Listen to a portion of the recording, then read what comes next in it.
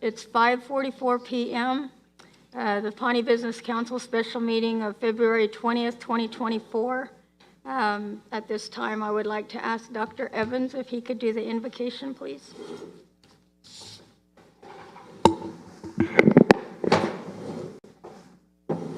Thank you, Madam President. If you can pray with me. Noah Tias Tidawahat. Heavenly Father, thank you for this day and all the blessings that surround us. Thank you for this great people. Help us to become as independent and as strong as we can. Help us to find our way to being powerful and to control our future. Thank you for these good people here who put so many hours and so much heart and thought into what we do and where we will go as a people, and give us the vision to think out not just now, but 5 years from now, 10 years from now, 20 years from now. And Lord, forgive us when we fall short. Help us to do that a little bit better, tomorrow. Not make those same mistakes. And bless all of our people, wherever they are across the globe, and help us all to know that we're connected, that we're supported by each other. In Jesus' name, amen.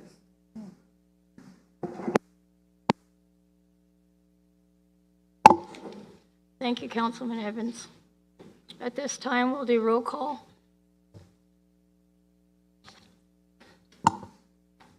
Misty Nuttall. Here. Jordan Canujo. He's excused. George Gardapi here. Carol Chapman. Here. Cynthia Butler. Titaku. Donna Hare. Titaku. Gene Evans. Titaku. Sammy Kimball. Here. All right. Thank you. We do have a quorum. Item number 3, approval of the agenda. Everybody have a chance to review the agenda. Right now, we'll entertain any additions, deletions. President Nuttall? Yes. I do have something for down in executive session. If we choose a Supreme Court justice, we will have to do that by resolution. So if we could get a resolution number for that one and make it its own agenda item.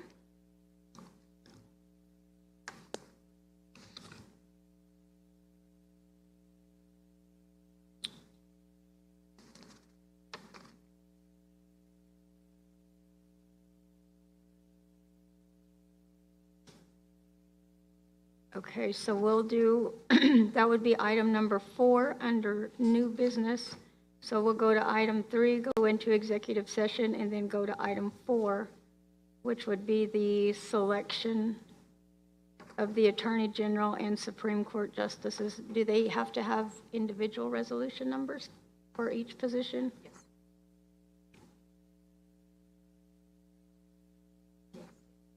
So it'll be number 4 and then number 5? Yes. Approval of resolution 24 and then the next, and then Supreme Court justice. And then number 5, approval of resolution 24, then the number Supreme Court justice. Do we know what the next resolution numbers are, Jamie?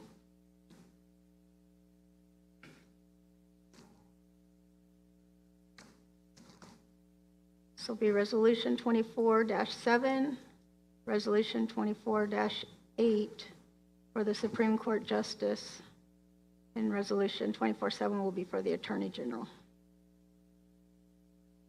Okay, any other changes or additions?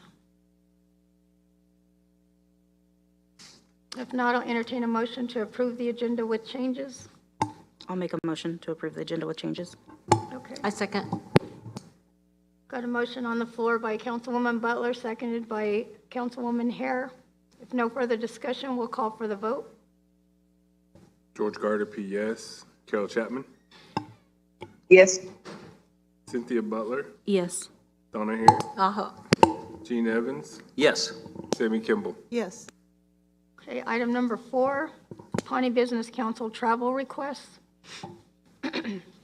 We do have a request from Vice President, who cannot be here this evening, to attend the RES conference. And I thought I had the dates for that.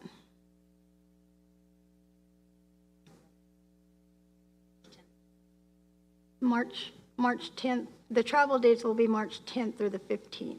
I think the conference is the 11th through the 14th. Is there any other travel? Yes, Councilwoman Hare. Yes, I would like permission to travel to Oklahoma City tomorrow to attend Judicial Day, and it's being put on by National Congress of American Indians. They're helping sponsor it, and United Indians of Oklahoma. It's on Indian education. It's tomorrow morning. 9/21. Okay, Councilwoman Butler, did you have travel requests? Anyone else? I have two requests. One is for March 5th, and that's to attend the event that's being held at the, National Cowboy and Western Heritage Museum. We were invited by Diana Fields, who is in charge of the event, and invitations were extended. They are having a event that's showcasing an artist. However, they're also going to have Brahma Echohawks artwork as well. And so that was extended to the tribe, along with the executive director and the vice president. And the RSVP, she had reached out to us. It had already been, the deadline had already passed, but she, of course, like I said, reached out individually. March the 28th is the Tribal Workforce Summit, which is being held at Oklahoma State University and with the Spears School of Business. And that will be held that day from, I believe it is 8 o'clock till 3 p.m. The next one I have is the Tribal Land Staff National Conference, and that is being held from April 2nd to April 4th. We've also forwarded the information on to our Ag Division, because they are actually working on an application to put land into trust for the land that's, I believe, out at the Merrimack area where cattle currently are being housed. President Yes. Nuttall, where is that meeting going to be? The land staff is in Las Vegas.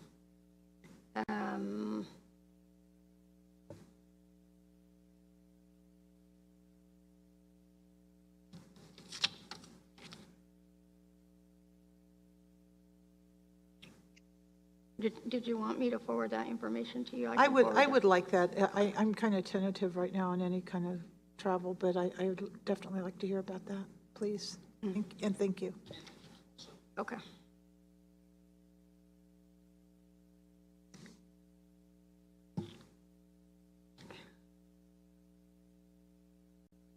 Any other requests? If not, I'll entertain a motion to approve the request. President Nuttall, Yes. this is Treasurer Chapman. I would like to make a request to attend the RES conference. Reason being, I am on the board for our new behavioral health center, and I'm also on the agricultural committee assigned of all the officers. I'm on several boards that are business opportunities, and I have been there before, and I know that you do get to learn a lot from that. And I re-looked at it, and I would benefit greatly from attending the RES conference based on the items that we're going forward with, and especially in my role on these business boards. So I would like to ask to go to that.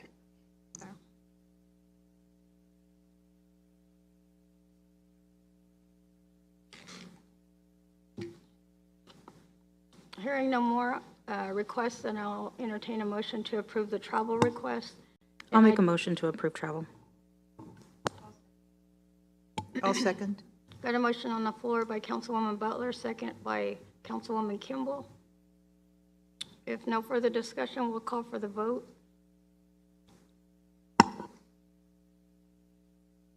George Gardapi, yes. Carol Chapman, Yes. Cynthia Butler, Yes. Donna Hare, Uh-huh. Gene Evans, Yes. Sammy Kimball. Okay, item number 5, we have the infrastructure project update. Mr. McCray this evening, who will be presenting.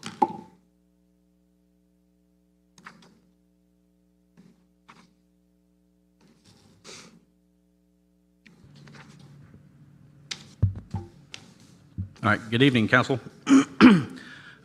You should have a 3-page sheet in your packet. Just going through this kind of item by item, I have on there the land use plan. I have that as pending still, that we're going to look into that with other options. Design build FY23, which is the IHS drive-through, the courthouse renovations, and the BIA roof. The BIA roof has been completed. Currently, we are in the resource center. Taro is demoing the walls, the floors, and building a judge's bench in that area. So we're about, I'd say, 40% complete with that project. And then we have about 90% design for the IHS garage. Under water and sewer infrastructure, we are still waiting to hear if we are awarded design funds from IHS. They told us it'd be the spring of 2024, so hopefully we hear from them pretty quick. Also working with Amy Wilson on the EDA grant for water and wastewater. This would be basically about $2.5 million put towards the water and wastewater system. Right now, with all the projects we have going on, future projects, and within the next 5 years, this would be adding additional water lines, fire hydrants, a water softening system. I did meet with some IHS officials about a week ago. In that discussion, we talked about the possibility of we probably need to add an additional water tower as well. So we're going to be looking at some costs for that. So currently we have 10,000 gallons in the tower. We use roughly 6,000. So again, adding the mental health, the additional projects that we have going, that's going to be a need as well. So we want to try to encompass everything when we go for this. Under transportation, we have 13 bridges that have been identified and working for submission for, I have it as District 1, it's actually District 2. So that's going to be from Highway 64 roughly towards the Arkansas River in that area. And I have a meeting on this Friday with Pawnee County District 1 to identify what bridges he has. And then I've had a phone call or two with Zach Cavett with Payne County, and they have identified 1 or 2 bridges that they would like to see if we could assist as well. Under energy, there's a lot of things going on. So we have the Community Power Accelerator. This is a grant that Tribuquint went after. This will be a 5 megawatt solar project on the nation itself. If you remember from our solar study that we did previously, the nation uses 1.7 to 2 megawatts of energy, so this would more than cover the energy that we use currently. With that, we're also going to be looking at what options that we need to look at, whether that's GRDA, IEC, or City of Pawnee as our secondary source of energy. Also, we have the resilience grant. I know Brian has mentioned that before, but it's an award for 5 years, approximately $365. Currently, we're saving up the money to look at, so it can be used for a number of things like weatherization, but also for putting utilities underground. And I mean, that's kind of my thought of what we would try to do. Currently, the utility poles and the lines are owned by another entity, not us. If we do this, then those would be our facilities. So the REP grant, there's a lot going on with that. I'm not sure if I think Lyle's on, but he can go in this more. But I've had several meetings with the BIA, BLM, and the Indian Economic Service Center to talk about the geothermal lease and how the oil lease would come together, as this has never been done before, utilizing an oil well and to do geothermal work with that. So what we have figured out through all these meetings, and we just had a meeting today with our local BIA office, is that we don't necessarily need a geothermal lease, since this project is a pilot project and the geothermal energy would be a beneficial use to the nation. The only thing that we would need to do would be to change the oil and gas lease from a 211 to an IMDA, and in doing that, that gives us options within that lease to add something like carbon capture or any other innovative things that we can do, we can add easily to that lease. Within REP, we have a lot of different breakout meetings that are starting, from the data collection, sensory deployment, EV chargers. There's a lot going on there. Schlocko lease, so the lease has been reviewed a few times and edited and went back to AG and back. It's being submitted to the property committee before being submitted to the PBC. Again, Lyle will jump into the reconnect, but the most important thing on that is we had a meeting with OTO TIPO office here recently, and working out the issues with the OTOs on how to move forward on that piece of the project. And then Reconnect 4 is just kind of starting. I've had a couple meetings with Canoe EV. We've looked at different areas for where EV charging stations would be placed around the nation. I've had some talks with TDC as well, that they would be interested. The good thing about these charging stations built into the REP grant is, I believe, 10 EV charging stations already built into that. So this, no money's coming out of anybody's pocket. This will be part of that REP grant. So, and then working with the ED to set up a meeting with division directors to come up with a strategic plan with each division to see if and when EVs would work for their divisions. Climate change, we have a hazard mitigation plan that is at the FEMA level, waiting for approval.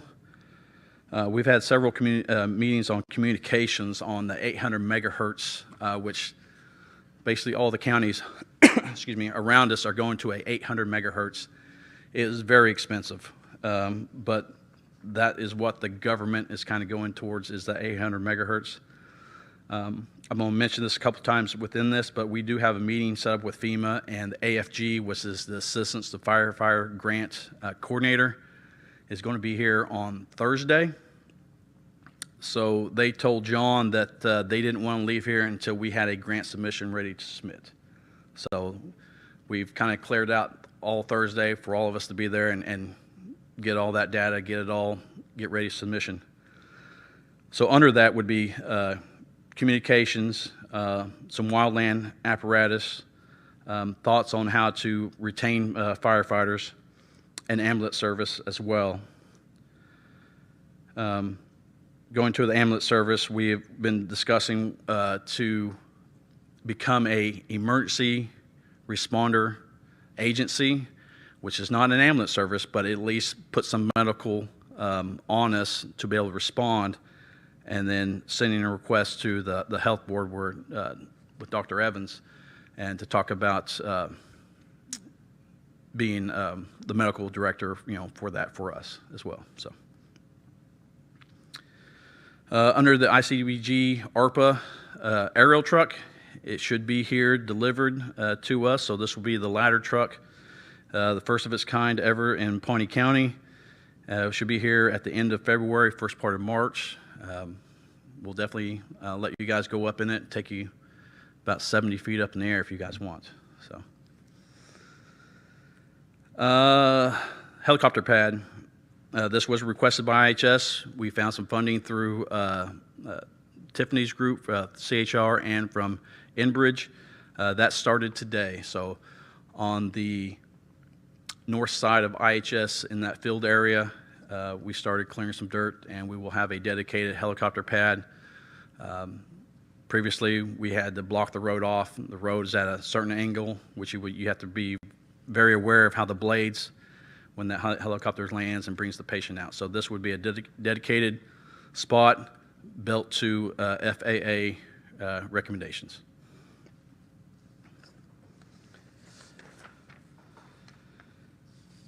And really, that's most of what we're going. We've reviewed some other grants as well. Again, we have a lot going on as the rep is really kicking into overdrive and going to be putting a lot of work on this. Nothing's really jumped out at us yet for any additional grants. So that's all I have. Hey, thank you for this comprehensive report there, Mr. McCray.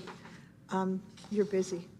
I have some questions, and I thank you for the work that your team is doing in ensuring that we have best practices in place for emergency management and such. One of the questions that I do have is going to evolve around this canoe EV vehicles. I don't know if you have read my emails. I have some concerns about the company right now. This is nothing that isn't in the papers. You can research. And we always want to be looking for a healthy partner. And right now, their stock is trading at 13 cents a share. Could be good. It could be bad. It's an opportunity to be bought out. It's also an opportunity just to be flat. And I hate for us to invest money into something that cannot be supported with parts and technical support and such if indeed we buy these vehicles and charging stations and we have no support for them. It would not be a good business. So I would ask that, you do your due diligence as the project lead for this. I've raised the question. I've gotten crickets about this, and it's bothersome. Okay, I just share that with you. So maybe you can just let me know what you find out, and and if this is something. Yeah, other than what council has already put together with them, we have not committed to anything. And like I said, the EV charging stations are already built into another grant. So, and then everything else is just planning. Okay, good. I appreciate that. And then one last question, and it's already brought. I'm sorry, you said the charging stations have already been purchased? No, Oh, no. okay. No, we've just looked at areas where I think would be good locations at the Okay. tribe. I know at the State of the City, flyers went out, and that's one of the items on the flyer is asking the community where they think locations would be. Yeah, And like I said, I talked to TDC as well, and just start the brainstorming with them as different things. It's good. And then the last thing I have is, I'm really happy about the helipad. It's important to get people out when they need to be out, right? But you said the CHR and another entity is working on funding. Enbridge, they donated 10. Okay. So And the how oil much is company. it? How much is that helipad? 33. Boy, Something like that. you just can't beat that. Yeah. So the cost of concrete, if you're pouring concrete right now, you're talking about $180 a yard. Yeah, So no, and that's okay. I mean, $33,000 is a whole, not a whole lot of money for someone's life, right? yeah, absolutely. That's all I had. Thank you very much. I do encourage you to keep an eye out on Canoe. Yeah. It might be, I was talking to a friend of mine, it might be a good buy, but it could be a bad buy. Right. So it's something that we should be thinking about as a nation, and that's just a business sense of mine. Absolutely. Thank you very much. Yep. Anyone else have any questions? I have a couple. President. Oh, go ahead, Treasurer Chapman. Yes, I just thank you for that great report. I was wondering what time you mentioned Thursday was your meeting. What time is your meeting going to be held and where at? I believe it's 9 a.m. and it's going to be at the Pawnee Nation Public Safety Center. Pawnee Nation Public Safety, and I'm assuming council is welcome to listen in? Oh, absolutely. Okay, thank you very much, because I will actually be in there for several meetings, and this is all just great news, and I would like to know more. So thank you very much. That was a great report. Okay, the land use plan, you said it's pending. Is that due to funding? Yeah, I mean, that's from, the last meetings that we've had, it's still up in the air, so. Okay. And then, under the water and sewer infrastructure, you're saying that we're going to have to add the water tower. That's not in the original plan? Right, so we haven't submitted anything for EDA. We are still going through it with a fine-tooth comb, making sure that we're going to encompass everything and thinking about the future. Again, that was that. So I met with Joe Jones, is who I met with, and we're just kind of spitballing back and forth of what needs we could think of, and that was one thing that we didn't think of, so we're going to add that into it. And basically, we have a rough draft right now. We just need to tidy it up a little bit and then submit to proposal review. Okay, So. and then this is also the letter that was sent forward for the Yes. letter of support? Yes. Okay. And then on item, let's see, you were talking about the EV charging stations. Also at the state of the city, they had mentioned the school wanting to purchase electric buses. Is that like our charging stations? Are those something that can support that? Will the school have to have their own charging stations, or? If they're going to have buses, they're going to need a charging station on site. I don't know. Lyle might be able to talk about that a little bit more in depth as we go into the rep.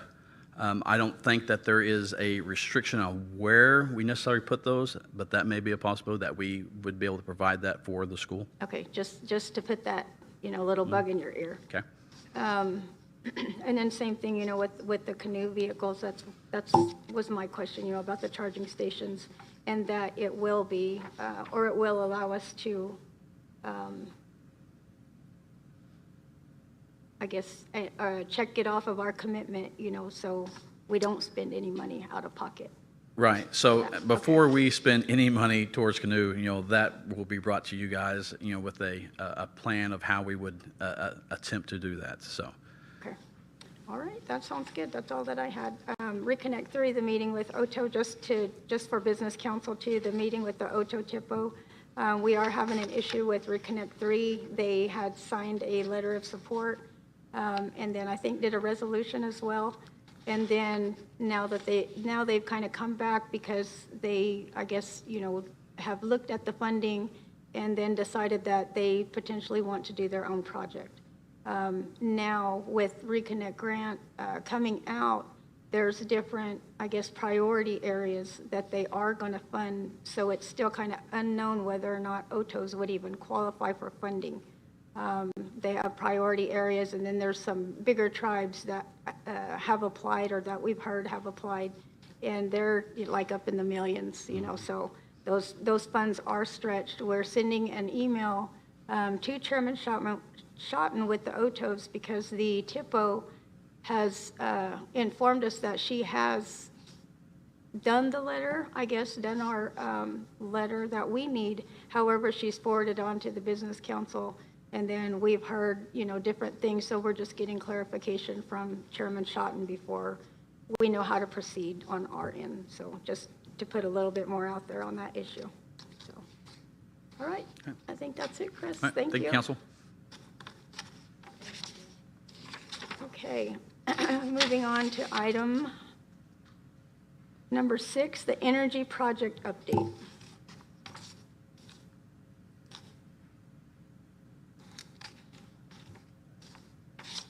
Who will be presenting on the energy project update? I know we have this. I believe Lyle is on Teams.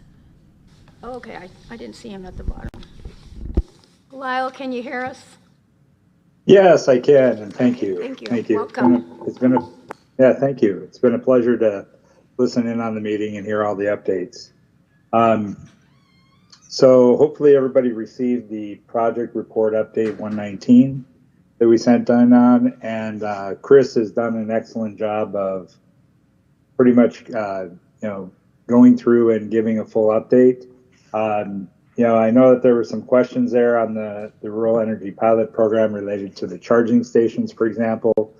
As Chris noted, the charging stations were originally envisioned for the rural energy pilot program as part of just that, doing distributed energy resources, which includes EV chargers, battery systems.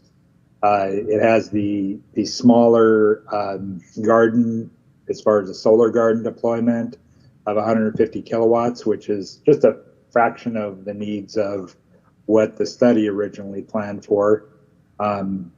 It's also got the geothermal potential that we would be using for deploying into some of the infrastructure, buildings, community access buildings along that area up by Beck Road. So, related to the EV chargers are a standards-based. So we don't even know yet at this point in time which manufacturer we would end up going with. But there are basically 3 levels of EV chargers. There's a type 1, which runs off your normal household 110 volt circuits, but it takes a very, very long time to charge, car batteries and such. Then there's a type 2, which is your 220 volt type supplies, which can charge your car generally in an overnight. If you have an EV car, it'll charge your car. We give a full charge typically within, a few hours, about 4 or 5 hours.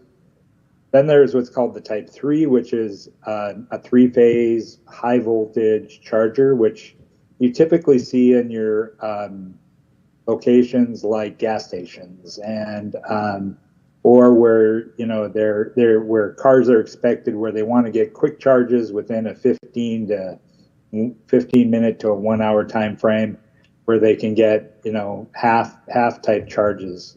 And so depending upon the rep and the study and where the community desires to have the placement will determine the type of charger that gets deployed.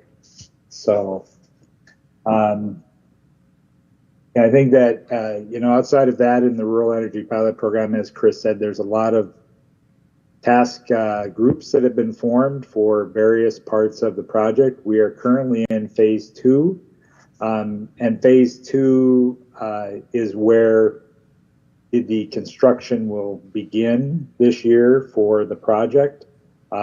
We are working currently on deployment of where the energy sensors are going.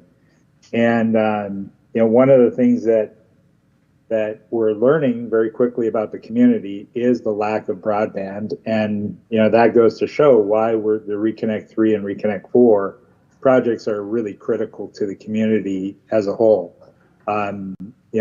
It's been reported that out of potential of 50 different Pawnee Housing Authority homes, that only 2 have a permanent broadband connection, and the rest are running off of mobile cell phones for their internet connectivity.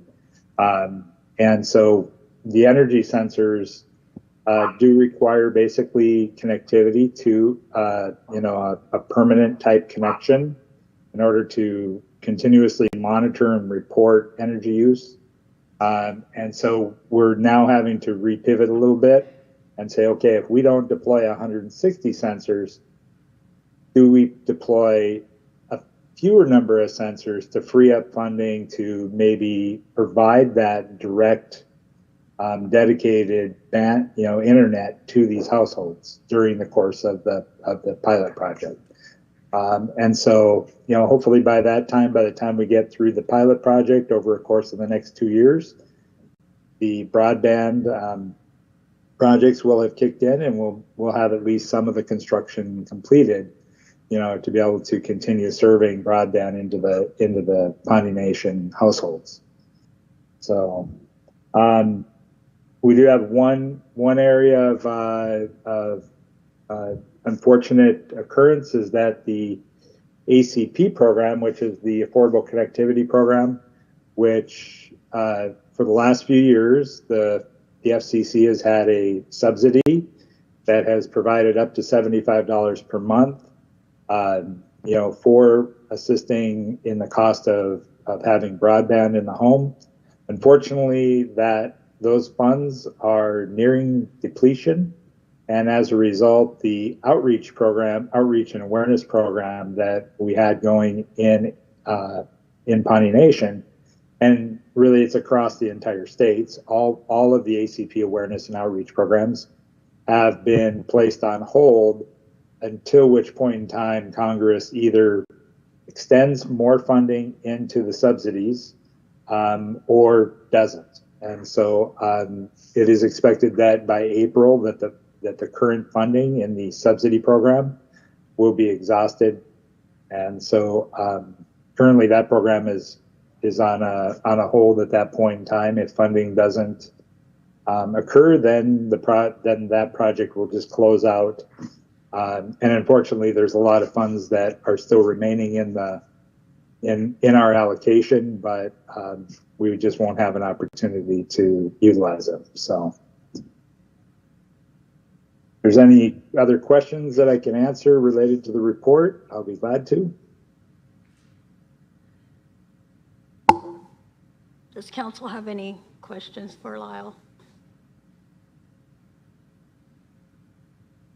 President Nuttall, I just wanted to say I really appreciate that report. That was an excellent report. To FYI, thank you. Yes, Secretary Gardepie. So if the OTOs don't sign off, what does that do to our project on their reconnect? Excellent question. I can say that I don't have the answer, but I believe that how USDA may take the same position that they did when Ponca dropped out of the project. In that case, they approved the removal of the Ponca territory from the project, but did not lower the amount of the grant itself. Now, whether that continues to be the same, we'll find out. I would say, though, is that I don't believe, because of the level of need and the fact that this grant has already been allocated and funded, and also the fact that we're experiencing something that is completely outside of Pawnee Nation's control. So I don't see that it is a failure of Pawnee Nation by any means. It's just a decision of sovereignty. And so I think that USDA is in my past work and long-term work with USDA, that they are very, very understanding of these types of issues, and that they'll work with the tribe to make sure that the project continues its course. Thank you, Lyle. I just have a real quick one, President Nuttall. Yes, Councilwoman Kimball. Hi, Lyle. It's Sammy Kimball. I just wanted to circle back around the ACP funding having been used, I guess, and Congress is we're going to be dependent on Congress to approve more funding. How much did the nation, what was our exposure as a nation for that funding? Do you know offhand? So it was 100% grant funded. And so the original funding that was allocated to Pawnee Nation was $293,000 approximately. And I haven't seen the final financial report that Laura will be preparing, but I'm guessing we consumed probably around 60 to 70,000 of those funds. So it's a substantial amount of funds that would be turned back into the federal government. Okay, well, that's unfortunate. So that's just, we'll just have to keep an eye on that, because our exposure then would be 223,000. Well, there really wouldn't be exposure per se, because it is a reimbursement grant. It's- So yeah. the funds were never actually advanced to the nation. No. He just said it's a reimbursable grant, so we had to expend the funds first before we Right, could get before we reimbursed. got it back. But we're only in it for 70,000, is what Okay. he's saying. Okay, Yeah. I'm sorry, I wrote it down wrong. Thank you very much, Lyle. And Yep. it wouldn't be us that's returning the funds, it's actually, the federal agency is having to return the funds. To give it back. Yeah. Correct. Yes. Okay, that's very clear. Thank you very much. Have a great evening. Thank you. Okay. Any other questions? If no questions, thank you, Lyle, for that. We'll go on to item number 7, behavioral health facility update.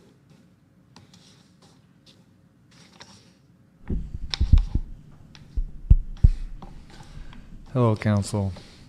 Good evening.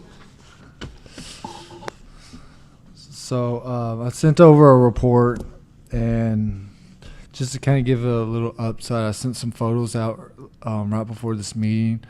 The big things happened last week with the foundation pour. We're probably about 95% done with the foundation pour. So last week there was a lot of concrete trucks moving in and out, and they did a lot of work yesterday when offices were closed to kind of finish up more of that west wing. But that was one of the big milestones for the behavioral health, was laying the concrete. With the concrete and everything, we're looking at structural being delivered probably next week, and looking to start planning where you'll start seeing steel framing and stuff like that, possibly around the March 11th through the 15th. So you'll start seeing the 3D aspect of the facility. So I'm just gonna hold this.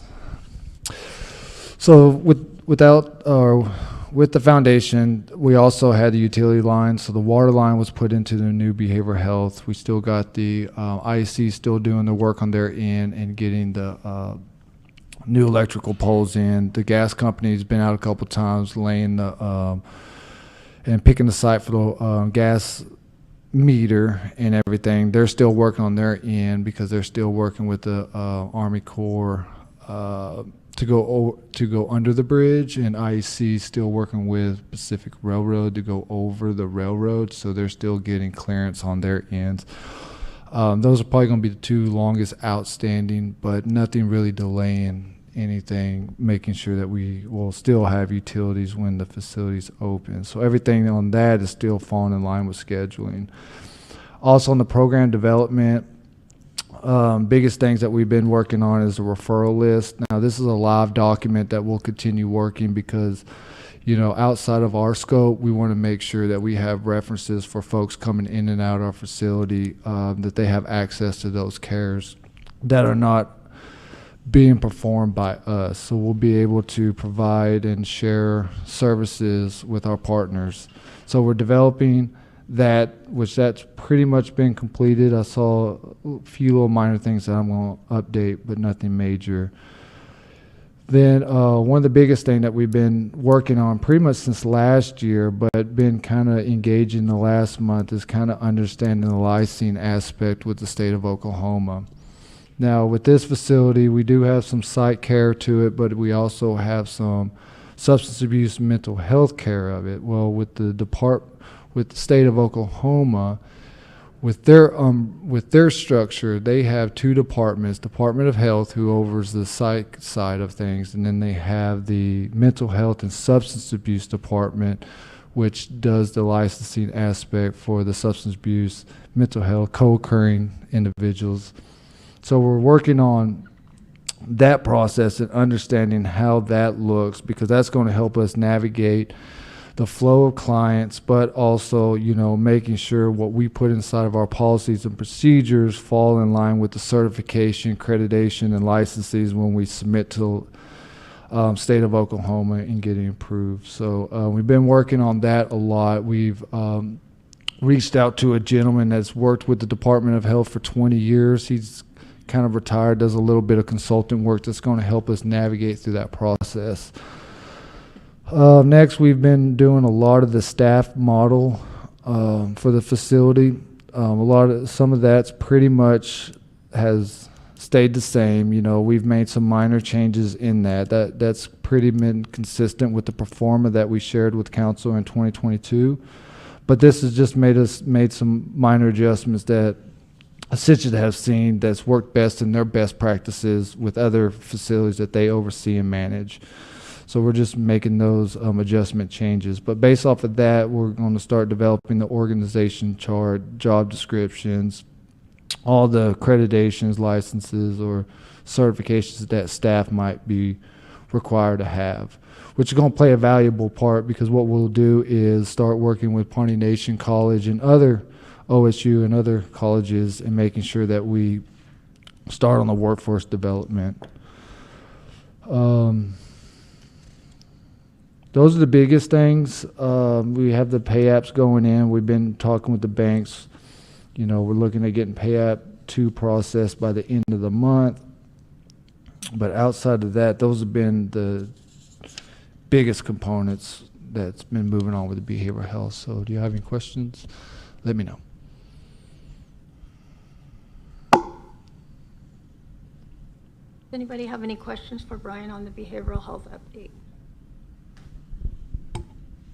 I just have a comment. Yes. Of course. Brian, so thank you. Lots of work going on here as well. I've watched the pour last week, and it's pretty awesome. It looks huge.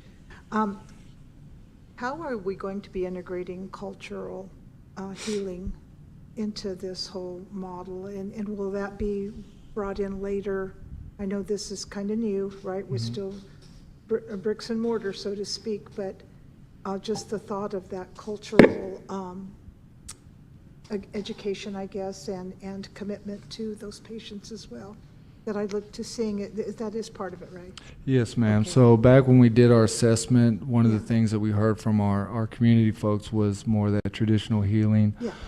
So in our staff plan, we do have a traditional healer into that model. Now that might be contracted out and so forth, but we do have it built in there. Okay. We're still building that out. That'd be more of the latering in the year of kind of having that fine tune. I know today we had some consultants coming over to us. We had a meeting today looking at, is on the IHS reimbursement, are they going to start, respecting traditional medicine as being a reimbursement factor coming in? So we have it in there. So we have it, where it'll be easily implemented, hopefully with the work that's maybe working with IHS, and it's just going to be an extra supplemental cost that comes in on the reimbursement side of it. But yes, it's integrated, and we have it, built I just in. wondered. Yeah, it was just, I was just a thought when I was reading about org charts and what have you.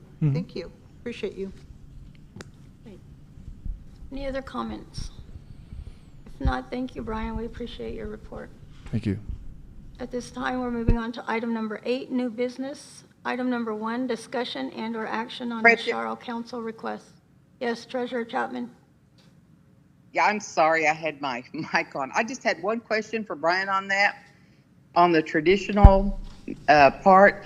Brian, are you coordinating with our own Department of Cultural and Language Department in this aspect of the planning with Mr. Edson and Mr. Moore? Have you contacted them and involved them in their planning, because they are familiar with our own Pawnee traditional beliefs? I just wondered. Yeah, when we get closer to that, we sure will, because I think like we were looking at more kind of consultant, because as we build this out, we know there's going to be Pawnees and non-Pawnees. So how do we, build that out and provide, maybe there might be multiple sessions where we're having traditional healing, where we're bringing other traditional healers from other tribes in, if they have a high abundance of clients inside our facility, that they can perform those services as well. So yeah, we will be reaching out to Herb and some other resources to making sure on the Pawnee side that those boxes are being checked, and start outreaching to other tribes for other resources on those services as well. So we will. Pawnee country. back. Yeah. You're in Pawnee country. Yeah. Okay, yes, thank you. Thank you, Treasurer Chapman, Councilwoman Hare. I just want to commend Brian on the comprehensive report, and it's really exciting to see the progress that's going on there. Okay. Again, item number 8, under new business, discussion and or action on the Charlotte Council request. Who will be presenting?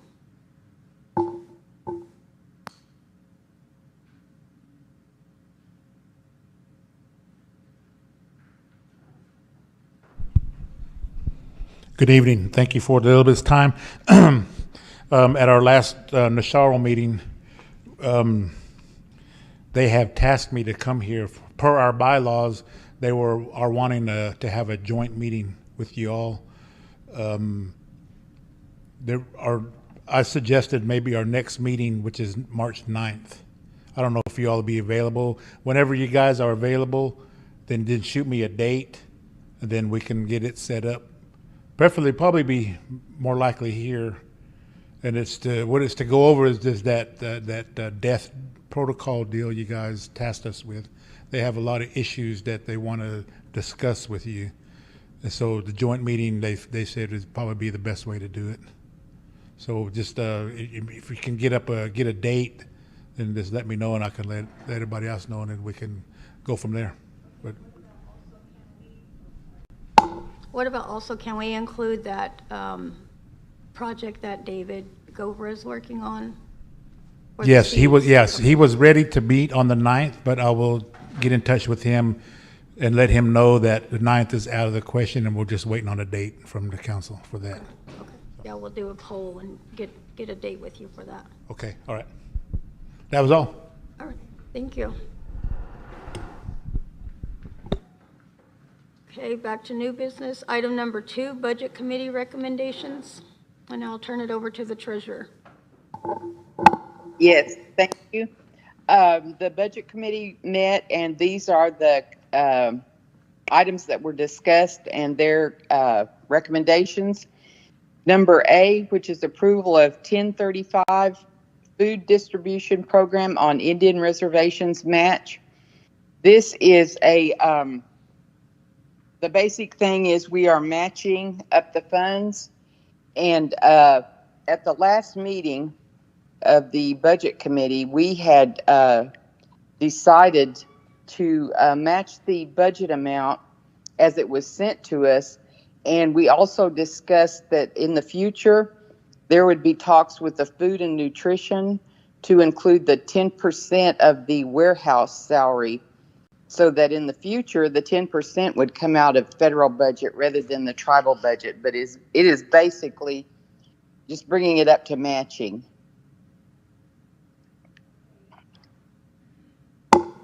Okay, I have a question about that. Can that just not be done with a budget mod? Well, I would think so. I mean, but it was placed on the agenda of the budget meeting. James is there. James? Yes. James, can that Can you hear me? 10%, that 10% that's currently coming out of the tribal budget, can the federal budget just not be amended to include that 10% for salaries? Or are there line items,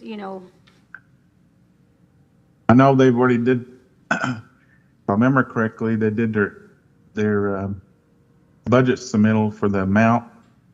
And from what I remember in the meeting, we was talking about that it's possible we could do this in the next year, but I know the food part, everything has to go through their agency to make changes. The 10%, I remember the 10% part, which is, for some reason, it hadn't been done. I don't know the reason, but it's supposed to get done now. But it could be done by a budget mob, but we have to get the agency's approval first. Okay, but we're holding off till next year to do that? Or is there any plans to do that this year? You know,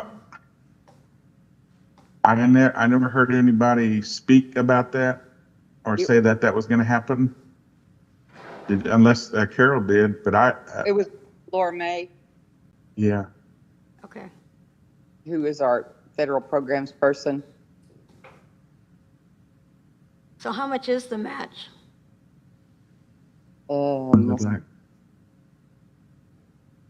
Is those resolutions in here? In our packet? Yeah, that's what I was going to pull up, see if I can get that resolution or the actual budget. Isn't it increased $2,868 from $63,662 to $66,530 by notice of the award letter for the match. So we're adding $2,000 or almost $3,000. What's the funding source going into this to add that to their budget to make the match? Go ahead, James. This is the tribal funds. Yes, that's what I'm asking. Where's that funding source? So our Treasurer Chapman said the ARPA funding. So would this be revenue replacement? I've got the budget pulled open, so let me run through this real quick and I'll give you a more definite answer. Just a minute. Give me about a minute.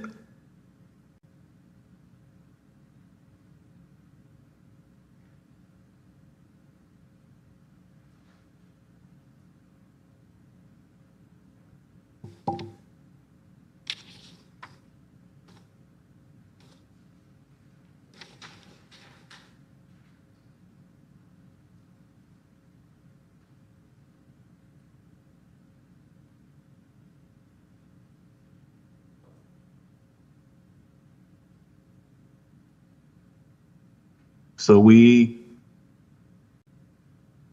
the consolidated budget, this is the amount that was approved, the 66,530.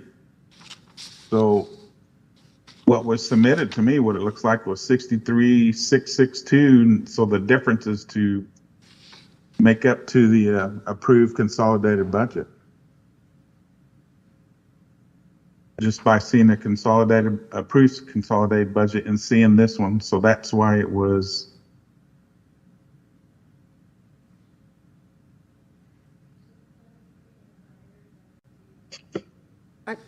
Yeah, I guess that's my question. Councilwoman Kimball had asked the question is if the actual awarded amount came in higher than what we anticipated.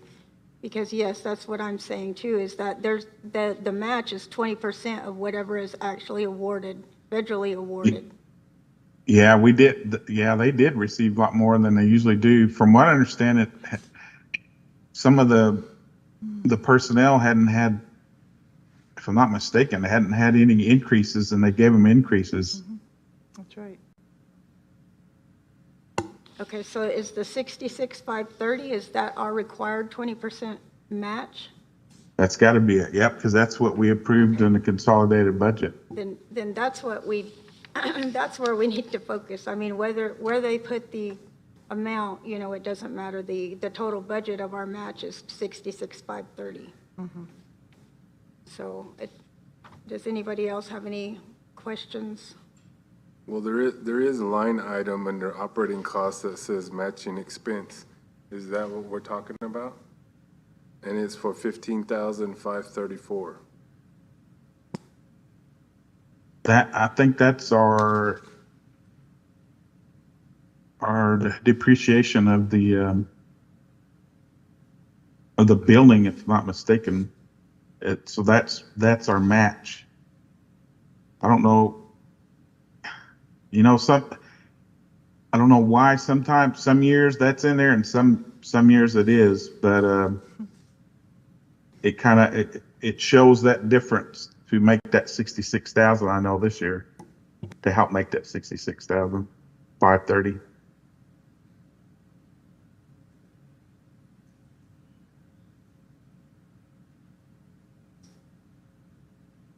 So to answer your question, no, that's not the tribal match what we're talking about.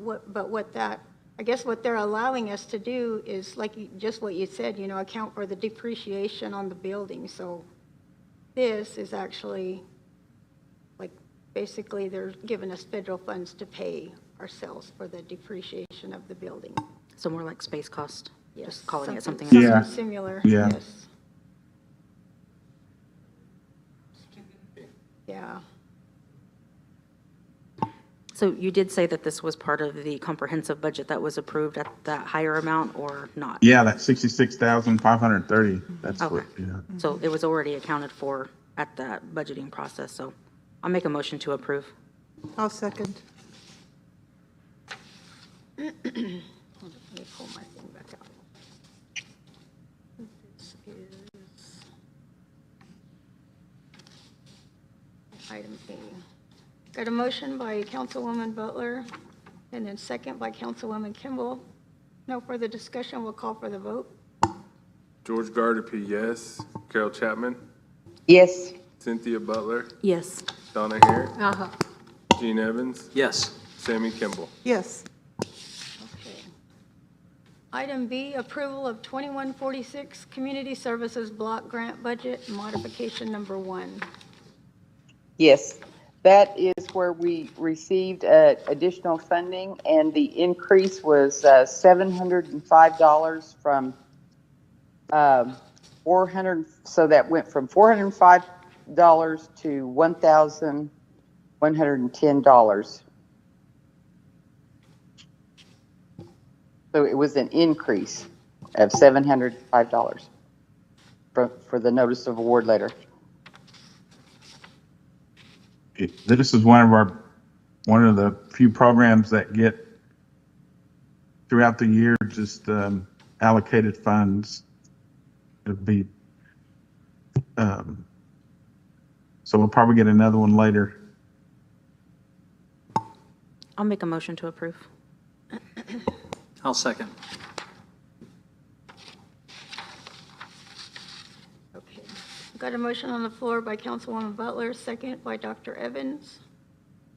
Does anybody else have any questions? So, yeah, we can expect more modifications. That's what it looks like. It initially started out with $400 and then just continue to increase as they're granted funds, I guess, under the ACF program. Hearing no further discussion, we'll call for the vote. George Gardapi, yes. Carol Chapman, Yes.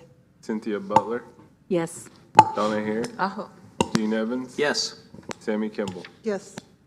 Okay, item number C, approval of 4209 Chihuahua budget. Yes, this is approval of 4210-602 Tiwahe budget. I cannot pronounce the new name they gave it there. But a new name was given to it, a Pawnee name. But this is actually a brand new budget. And this funding was applied for and received, and the amount is $100,000 of one-time funds. These are incubation funds from BIA, and 10 tribes were selected. We were one of them. And in the future, there is a strong possibility that the Pawnee Nation in a few years will receive $1 million. So that is what this is doing, is establishing this new budget for the Tiwahe, and which ED Jennifer is in charge of. Can you clarify, Jennifer, on this, the difference, or explain the difference between this funding and then the court funding? Yeah, so the Tewahe Initiative, it's a one-time funding. It's not a grant. It is unrestricted funds, and it's meant to be used by the nation. There is a one-time funding of $100,000 that goes to the nation itself to create the program, and we went to CRD and met with Herb and Taylor and said, what's a word that means family, so it's not Tewahe? And they thought about it for a couple weeks, and they brought us back this word. And it's ed.do.jitsu. That means family. And so also the court received an additional $100,000 that must be used just for the court and the plans we put in for that. And so that's something that, again, that elected will work with.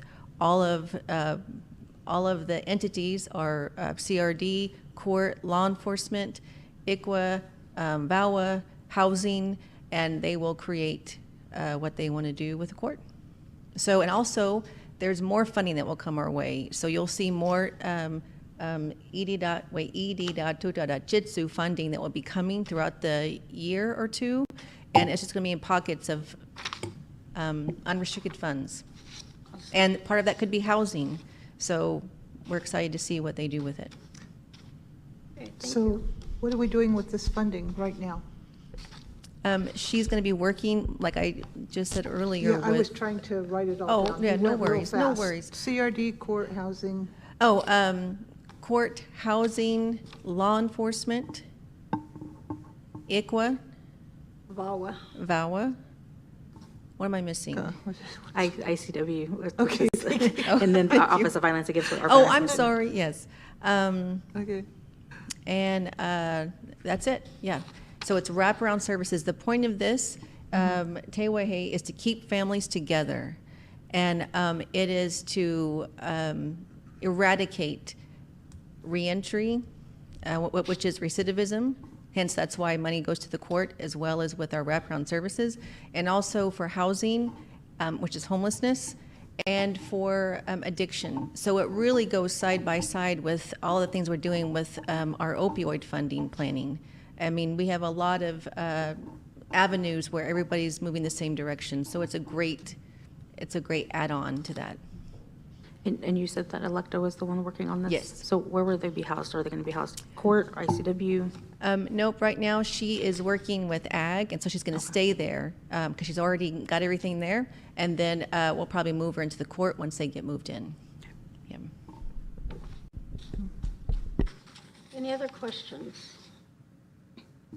I have a question, President Nuttall, for what types of to enforce or to create this wraparound. What types of duties will Electa be doing with all of these offices to ensure that these goals are met? So one of the exciting things about this funding is that because it's not a grant and because there's no restrictions, there's no template of how to eradicate housing, addiction, and recidivism in Pawnee. So it's up to us to use our own people, our own culture, and our own professionals to create that plan. So she'll be getting with all the people that I mentioned to do that, to see, hey, you know, we need to do a lot of assessments, find out, you know, who is our households in Pawnee in 2024. You know, so a lot of it's going to be research, and then they will make a plan together, all wrap around together. Okay, thank you. Anyone else have any questions regarding the program? So then based on the plan that's created, then they have possibility of getting other funding. Yes, and so what BIA stated is that once you become a incubator site, which what we are, that is a very good sign that you could potentially move on to $1 million a year thereafter. That most incubator sites move into that. It's just that this is our chance. And the good thing too, I wanted to share, I forgot, is that BIA, at their BIA Tewehe office, they also have hired a Tewehe coordinator. So Electa's not alone. She has someone that's going to tell her, here's how you do it. Here's how other tribes did it. Here is a skeleton, if you will. Now use your people and your resources to use it. So she's not doing it from scratch. She has guidance and direction from the Tewehe program. Through the BIA. Yes. President Nuttall. Yes. I'll make a motion to approve. Been a I'll motion on the second. floor by Councilwoman Butler, second by Councilwoman Kimball. If If no further discussion, we will call for the vote.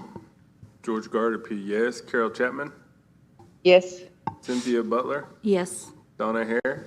Yes. Gene Evans? Yes. Sammy Kimball? Yes. Okay, item number D, approval to amend Resolution 2144, ARPA allocation, Pawnee Business Grant Program. Okay, yes, there are 4 items on this list that are the same, and it is this one, D, E, F, G, and all of these are to amend the resolutions to match the actual cost spent. So it's kind of a cleaning up of paperwork. It was already reviewed during our budget review, and we did get a clean audit on it. So it is what we're doing now to match up the totals. So on this one, with D on 2144, it is for the Pawnee Business Grant Program. And it is to cover the overages of the original resolution to increase to $50,507.15 for the business grant program. So,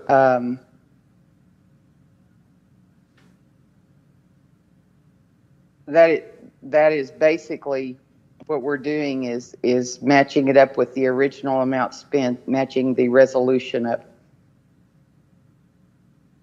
Okay, any questions for Treasurer Chapman? Councilwoman Butler. Thank you, President Hill. I just have concerns of amending the resolutions because they were appropriated at these amounts. I just feel like we should do a separate resolution to add money to this program. So maybe even just one resolution with all 4 of the programs on there and how much those overages are.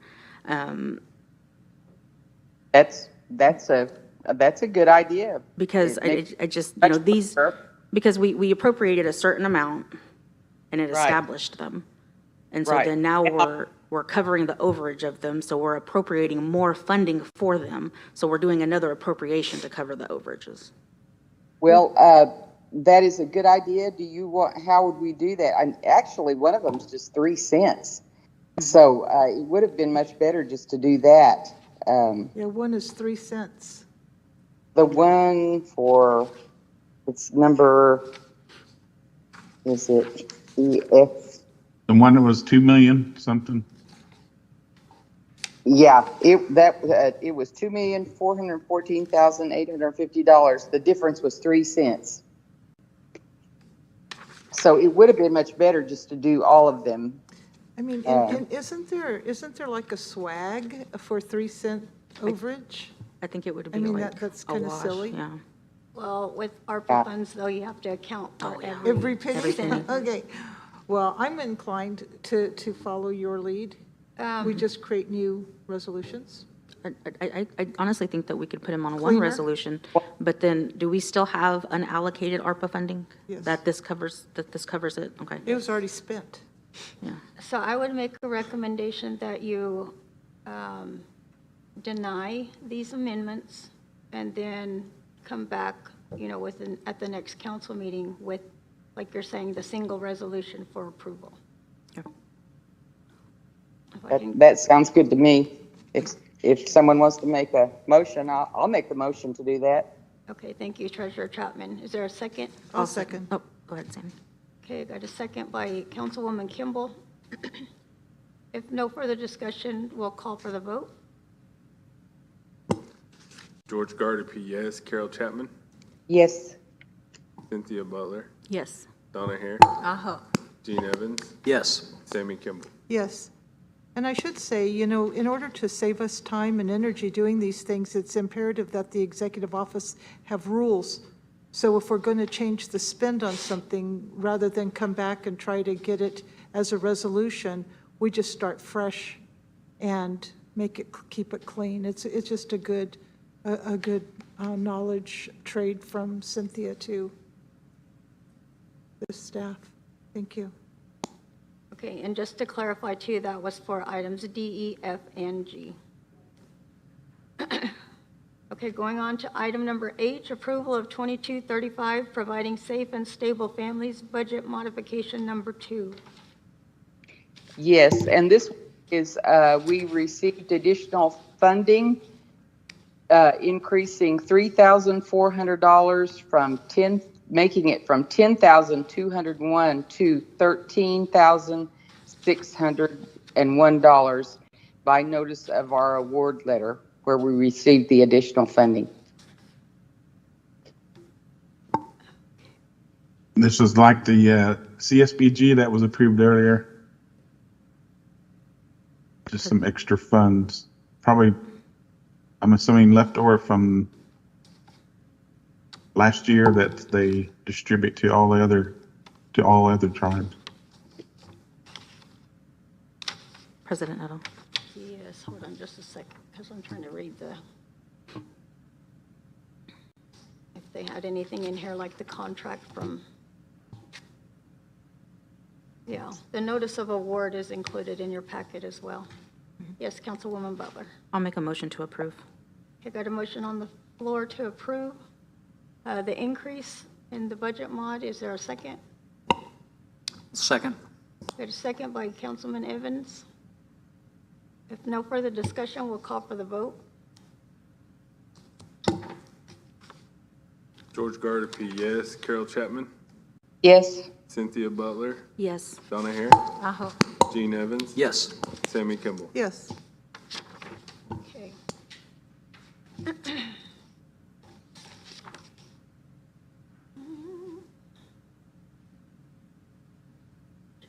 Okay, item number 3, we have discussion and/or action on Oklahoma Senate Bill 1907, Motor Vehicles Law Enforcement Telecommunications Systems Division.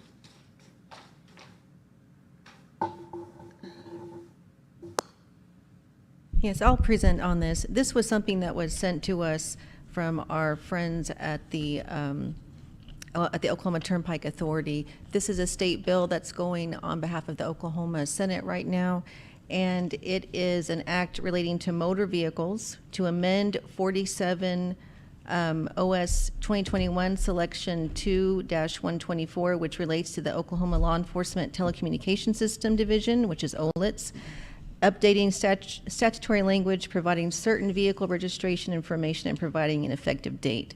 So what that basically means is that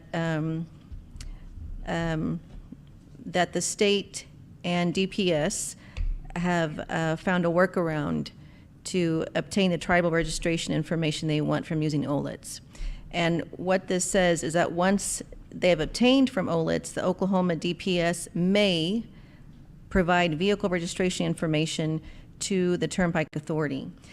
What some of the representatives from Congress have been sharing with us is that if the tribes sign an agreement with OTA and provide vehicle registration information directly before State Bill 1907 becomes effective, all toll fees for the tribal members will be waived as of the date of that signed agreement. However, if no agreement is signed before State Bill 1907 becomes effective, no toll fees will be waived for tribal members who have outstanding toll fees. These unpaid tolls may result in suspension of Oklahoma driver's licenses. So this is what a bill that STIT is taking, and we have asked, if they are doing something for tribal leaders, and they have set a date for tribal leaders. I think I forwarded that to everybody in 2 weeks, and we will discuss it then, and we'll see what everybody's view is, but this is the latest update. Thank you. Does anybody have any questions? I just want to add a little bit to that. He's the political climate with the state and our governor, as you all are aware, it's tactics like this that, they're dangling a carrot in front of us. If we sign this agreement or in agreement with, what he wants to do, then just what she had said, all of these tolls that have been increasing every day, through tribal members who utilize the turnpike, they have nowhere to send the bills or the invoices to them because they don't have the registration information. the whole purpose of tribes not wanting to move forward, I guess, with the Oklahoma Turnpike Authority was to try to prove the point that, or drive it in, that there was no consultation with tribes when they decided to do this and move to plate pay. So that's the point that they were trying to make. However, Stitt is continuing to move forward, try to get our gaming compact signed, trying to, do whatever he can in order to try to get us to the table. Even though, we're still screaming the same thing. Where is the good faith negotiation efforts to try to come to terms, come to agreeable terms on both the state side and our side? This one, this bill right here is another, like I said, another tactic, another workaround. We've reached out to and then just like, we had said, they have an emergency meeting set. However, it's not for like a couple more weeks. But, we wanted to bring this because this is on the floor right now, or on the table, for tribes to actually, engage in this. But this is also something that was brought about at that meeting that we had initially with the Oklahoma Turnpike Authority. By us submitting our information to OLETS, the state really does have access to it. So why are their agencies not working together? And then they wanted the tribes to submit information to the Turnpike Authority. And then we had questions regarding, the safekeeping of that information, the confidentiality, and those kind of things, which, again, we haven't had any responses or any answers to the concerns that we've had on the tribal side. So, again, just putting this out here to make you aware of what is occurring, and then, what's on hand right now. Do we want to move forward in providing the information, or do we want to wait till, has their meeting and see, what they have done? This is fairly new. This came out when February the 8th, so we're talking, just a matter of weeks that tribes, there may even be some tribes that aren't even aware of this right now. So we don't know what kind of timeline we do have. It's until, this actually passes, or, we go ahead and agree to the terms. So, I'm hoping, I had hoped that, would have met, a little bit earlier, but, we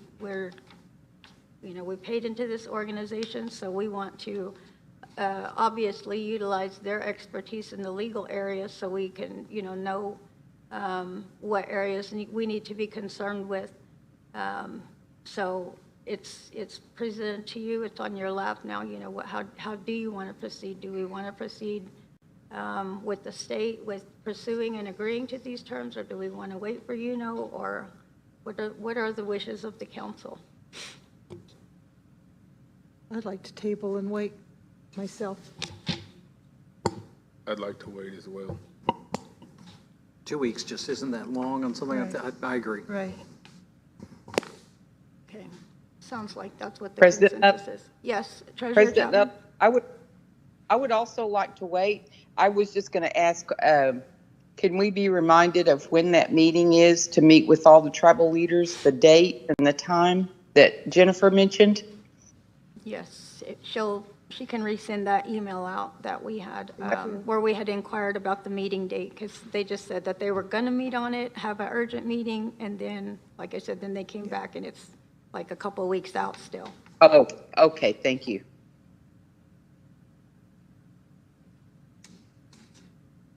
Okay, so it's up for discussion. We didn't have any action, so I don't think we need to have a motion or anything. This takes us to to executive session, which is item 9. Can I get a motion to go into executive session? I'll make a motion to go into executive session. I'll second. Got a motion by Councilwoman Butler and seconded by Secretary Gardepee. Hearing no further discussion, we'll call for the vote. George Gardner, yes. Carol Chapman? Yes. Cynthia Butler? Yes. Donna Hare? Oh, Gene Evans? Yes. Tammy Kimball. Yes. Okay. Yeah. It's 7:09. Let's take a 5-minute break and then we'll convene, or we'll come back.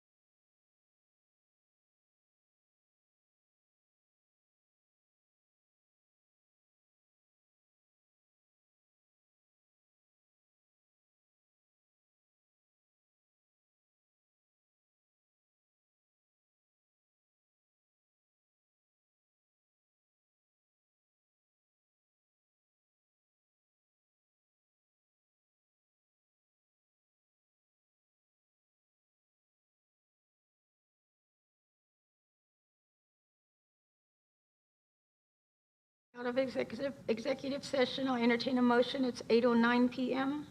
I'll make a motion to come out of executive session. Okay, got a motion by Councilwoman Butler. Is there a second? Second.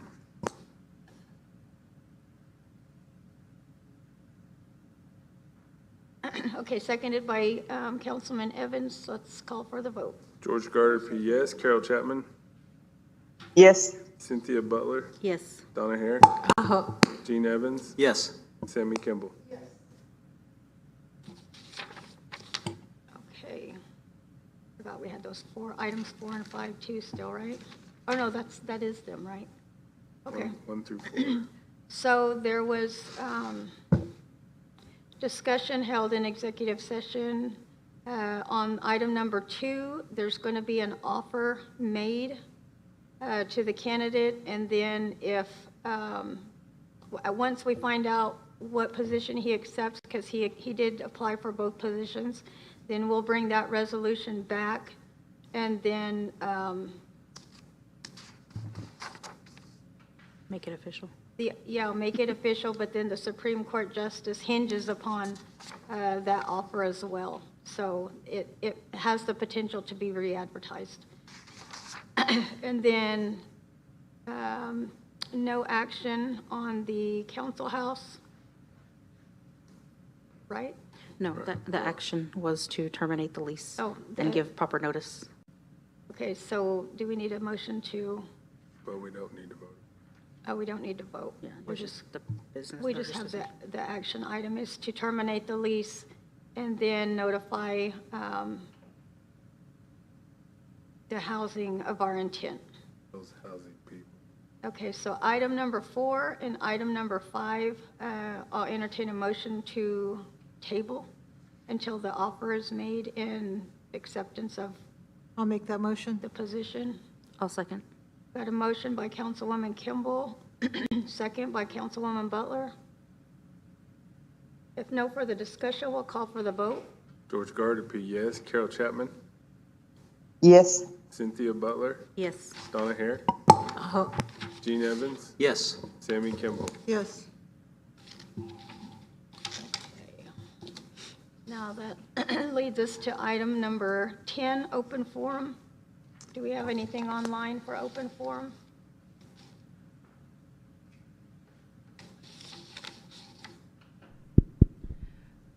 So the only question that we had presented on open forum was tribal plate holders, and I guess it's concerning the, Plate pay. Yes. Or pike pass, yeah. do tribal plate holders just need to buy a pike pass to avoid fines? Yes. It's a great idea.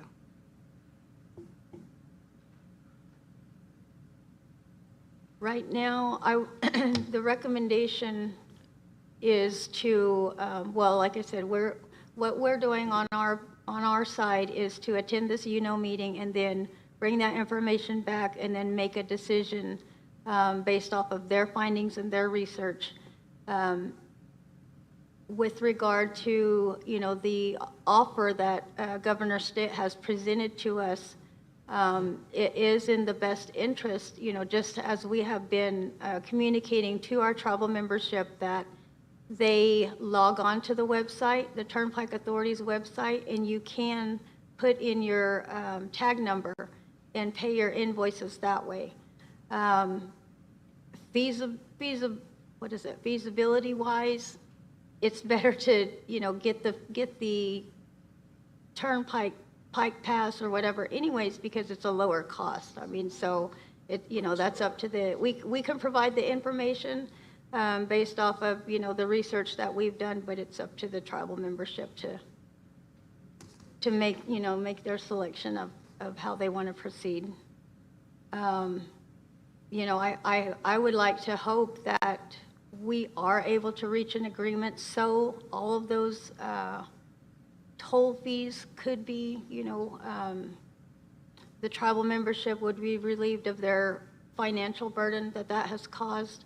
However, like I said, we have to look at all aspects of it, and we don't want to sign too early and then, miss out on an opportunity should, like I said, the legal research that's being conducted, should that, present any new information. So we're trying to proceed cautiously as we can, but in order to do that, like I said, the recommendation would be to log in, type in your tag number, and then pay your invoices. Because you know if you travel on the turnpike or not.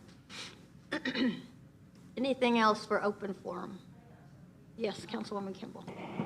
Thank you very much. I've been working just very briefly with with the AG Chad Smith relative to the uploading of our law and order codes and such onto our website. It's a project that J.D. Young and Mr. Smith have been working on, and I've just taken that from the executive office to try to help alleviate some of the work. I had a conversation with him today. If you'll recall, Council, I gave you a little thumb drive.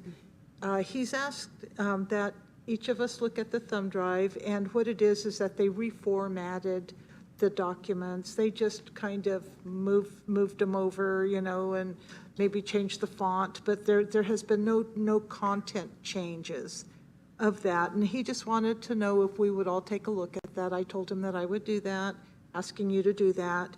Right now, the contract with J.D. Young is now in the hands of President Nuttall. We're waiting to hear back from J.D. Young. There was just some very minor changes to the agreement. Once we get that, we can just re-look at it, revisit it with J.D. Young, and we'll get the lead time and a go-live date. So looking forward to that. So that's some homework for us to do. Thank you very much. Thank you. If you don't mind, can I get that thumb drive? Oh, I have one for you. I may have been absent. I think you were absent, but definitely. Let me grab that right now. And also, while we're kind of at a pause right now, Vice President Canujo did contact us, and so he is excused for this meeting. Yep. He was going to be here late, but then because of his obligations, he's had to ask to be excused. Oh, okay. President Nuttall, I don't know if you saw my hand or not. Okay, go ahead, Treasurer Chapman. Yes.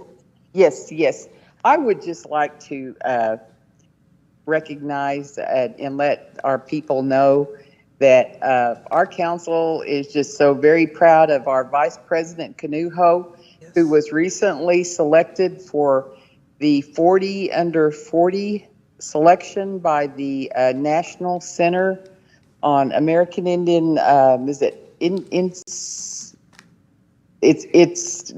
do res they're the big business. NCAIED, but I can't remember what all it stands for. National Commerce of American Indian Enterprise. Right. Something. But it is a very prestigious award. Only 40 young people in the United States are selected for that award. And because of his work with our tribe in bringing on the broadband and all the multi-millions of grants we've gotten with our consultants, he was selected for that and his other work in the community. And I would just like to recognize him for that and give a big thanks to him for representing our people so well. And also, I think it's really neat that in the group that selected him, the 40, Lily Gladstone was also selected. So he has some pretty good company this year to get his award. So I just wanted to mention that. Thank you. Thank you for that. President Nuttall. Yes. I just want to mention that the Princess Committee has been meeting these last couple of weeks, and we've been doing the selection for a new princess. And we made a selection, and she's accepted. So we will be getting a dance together and to honor our outgoing princess and then bring in our new incoming princess.